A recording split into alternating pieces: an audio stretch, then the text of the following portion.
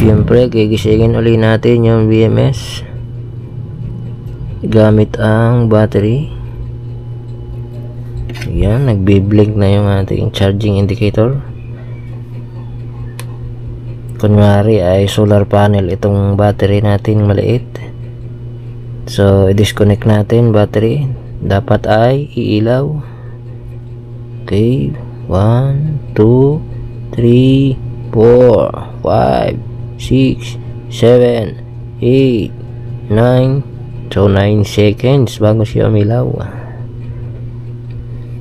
I-try ulit natin ikabit yung battery. Kunyari ay solar panel. Sinalpak natin yung solar panel. Dapat ay mamamatay ang ilaw. So hintayin lang natin. Yun. Okay, automatic na siya. So ibig sabihin ayos na, working good. Try ulit natin i-disconnect. Kunyari ay gabi na. Yan, 9 seconds ulit. Yun. Yan, umilaw na. Kunyari ay maliwanag na, sikat na yung araw. Ibalik ulit natin itong battery. Dapat ay mamamatay yung ilaw natin.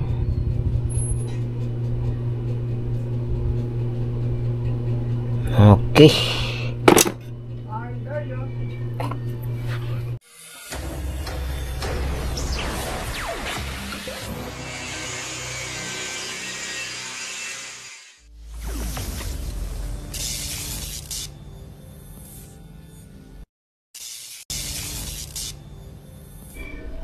Good day mga ka-solar. Isang solar light. Yan. Ito ay pinapa-ayos sa atin. So check na natin agad. Huwag na natin patagalin. Buksan na natin. Ito ay hindi raw umiilaw. Yan.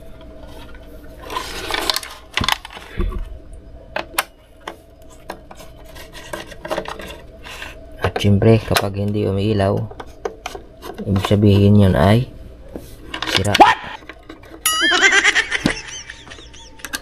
Siya nga naman. So aalamin natin kung bakit hindi umiilaw.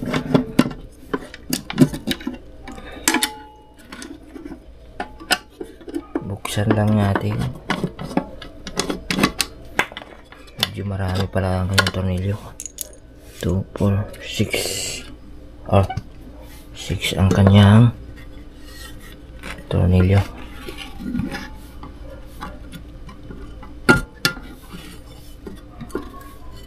Yun ay ang dami na ng korosyon. So sira na ang battery nito. Ayan. At yan ang kalimitang nangyayari sa solar light kapag hindi na may ilaw ay battery or yung kanyang BMS. Yan. Tanggalin lang natin ito niya.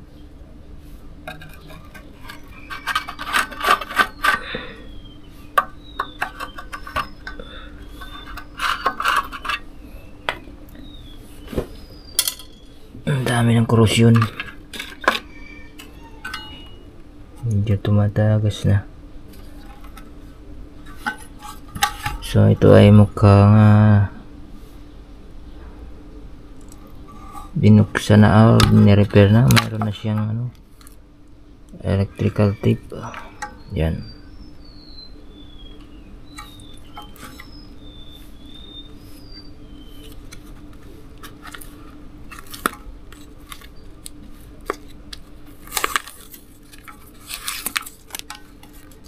Meron siyang electrical tape. Or siguro chinek lang. Ito ang kanyang battery. Yan. Ito yung kanyang BMS.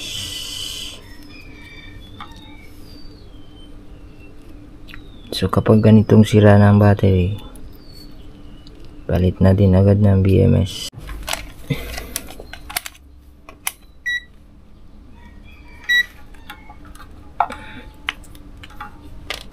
Check natin yung battery kung may voltage pa ba. So wala, 0.2 na lang siya. Umido na itong battery na ito. 0.2, wala na siya.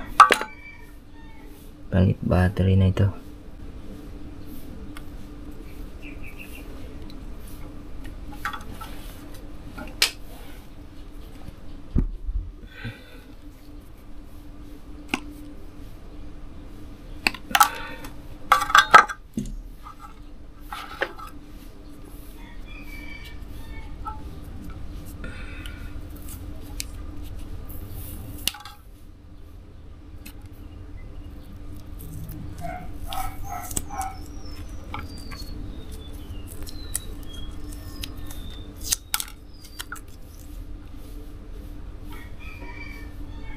Kanyang BMS.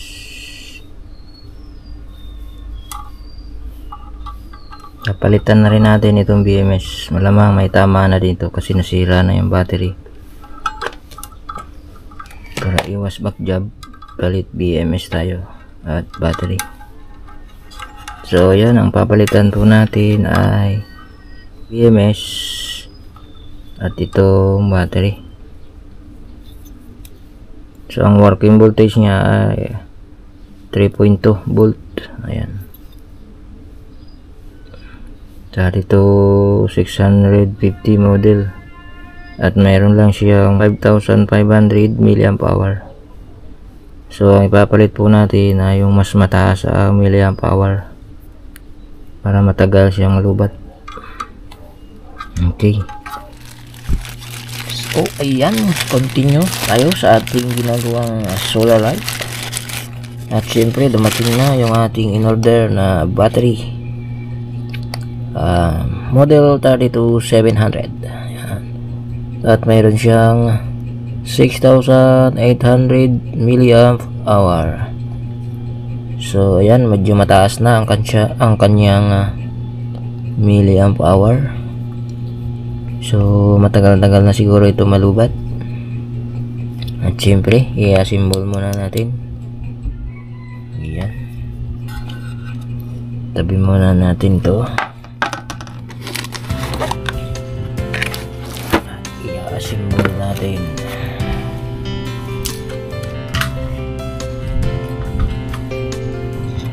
At syempre gamit pa rin natin yung ating DIY spatula. Ayan.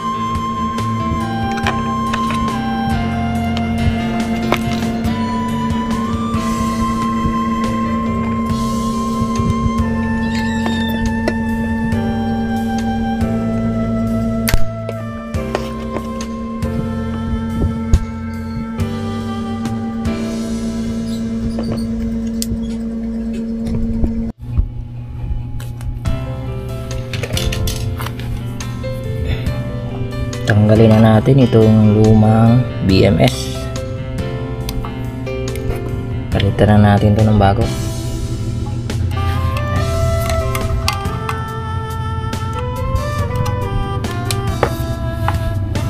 ito na ang ating ilalagay bago.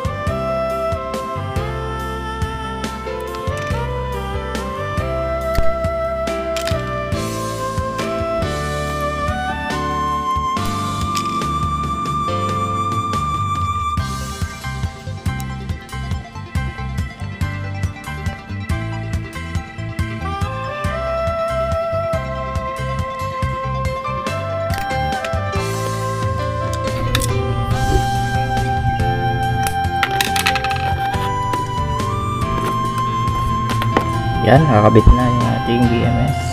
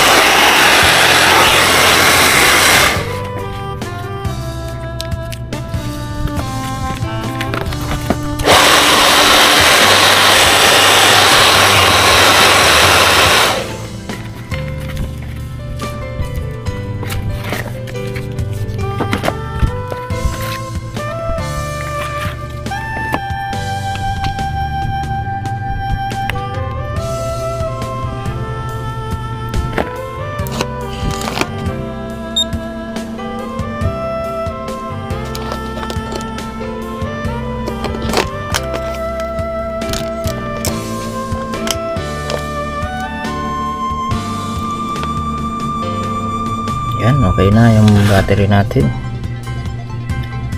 3.2. Yan, 3.2 volts.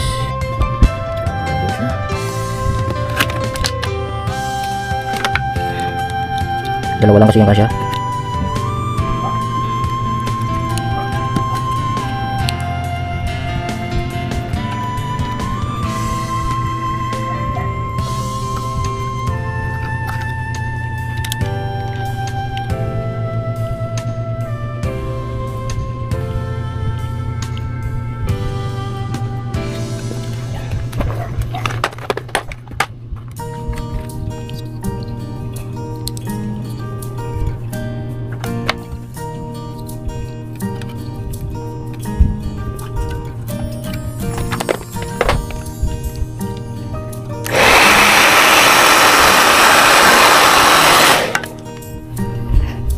Yan, nakakabit na.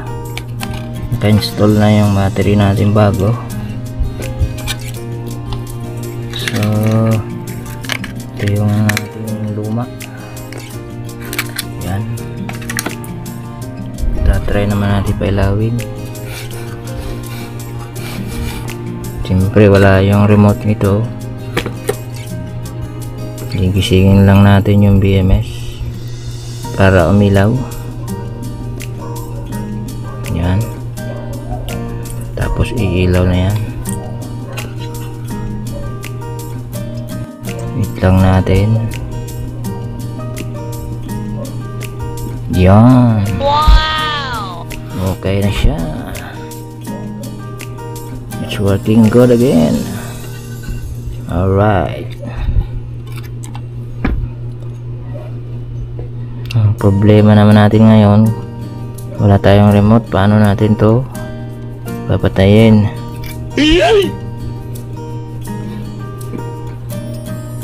Kasi umilaw na siya. Ayan, hindi pala kasama yung remote control nito. Dito hindi natin naitanong kung mayroon ba siyang remote. Okay, So ayan, tatakpan na lang natin ito at okay na. Okay, natakpan na natin. So check ulit natin, try ulit natin pailawin. Siyempre gigisingin ulit natin yung BMS gamit ang battery. Ayan, nagbi-blink na yung ating charging indicator. Kunwari ay solar panel itong battery natin maliit. So i-disconnect natin battery, dapat ay iilaw. Okay, 1 2 3 4 5 6 7 8 9. So 9 seconds bago siya umilaw. I-try ulit natin ikabit yung battery. Kunyari ay solar panel, sinalpak natin yung solar panel, dapat ay mamamatay ang ilaw. So hintayin lang natin. Yun, okay, automatic na siya. So ibig sabihin ayos na, working good. Try ulit natin disconnect. Kunyari ay gabi na. Yan, 9 seconds ulit. Yun, yan, umilaw na. Kunyari ay maliwanag na, sikat na yung araw. Ibalik ulit natin itong battery, dapat ay mamamatay yung ilaw natin.